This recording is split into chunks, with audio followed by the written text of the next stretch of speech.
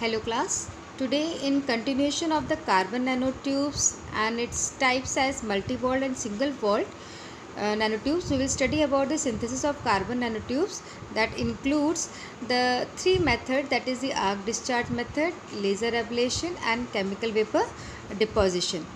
This synthesis method are useful in a way that it can be used to fabricate carbon nanotubes in a sizable quantities, and this most of the techniques takes place in vacuum, and large CNTs can be synthesized by the chemical vapor deposition technique. We will discuss today only about the arc discharge and laser ablation. CVD will be discussed later on. So in the first method, that is arc discharge, I would like to inform you that in this the carbon contained in the positive electrode, and it is given a discharge of an arc that sublimates due to high temperature, and with this arc discharge method both single walled and multi walled nanotubes can be created. In other in other form, I would like to inform you that a catalyst can be also introduced at the negative electrode or the carbon terminal or the graphite terminal, and if we use this process, the single wall nanotubes can be formed with the help of the catalyst, and the multi wall nanotubes are forming without a catalyst. So this was about the arc discharge method. The next is the pictorial representation of the arc discharge method.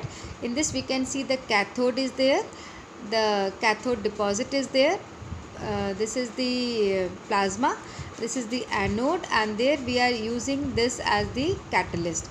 This whole system is enclosed in a helium filled chamber. We know that helium is the inactive gas. The space between these carbon deposit, cathode deposit and the plasma is sheath. Between sheath and the anode is the between plasma and the anode is the sheath. So when the discharge is given, the arc discharge is given over here, the carbon sublimates and move towards the anode, and on the cooler part we can see these nanotubes are there. So this was about the arc discharge method.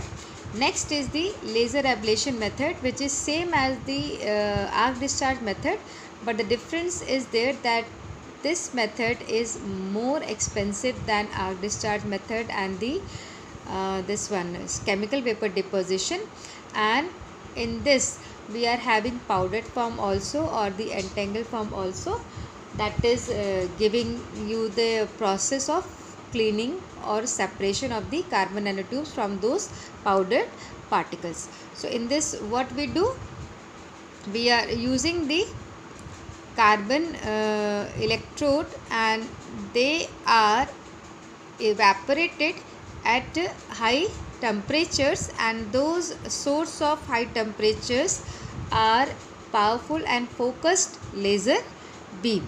So in this laser ablation, when the nanotubes are developed from the vaporized carbon, they condense on the cooler part of the reactor, and this method is used to produce single walled nanotube, and it is more expensive than arc and CVD that I discussed in the first point only. So here also I have mentioned that the nanotubes mixed with the undesired amorphous carbon, and they are also collected on the cooler part that requires the separation from the nanotubes. This is the pictorial representation of the laser ablation method. This is the chamber which is at high temperature. This is the system that contains the laser. Here we have used the ND arc laser, that is the neodymium yttrium aluminum garnet laser, and this is the chamber filled up with the inert gas called as the argon gas.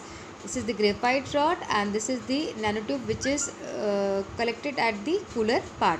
What happens when the high pulse laser beam is focused and used to excite the graphite rod, the carbon particles are evaporating or sublimating towards the cooler part, and on the cooler part we find the cylindrical part or the nanotube part of the carbon along with the amorphous carbon also, and that we have to separate it out. So this was about the uh, carbon nanotube as the laser ablation. In this slide I have discussed that in this the carbon nanotubes needs separation or purification, because amorphous carbon or other types of carbon allotropes are found in the natural process. So this was all about the arc discharge and the laser ablation.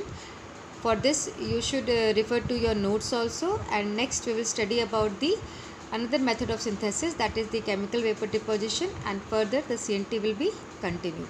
Thank you.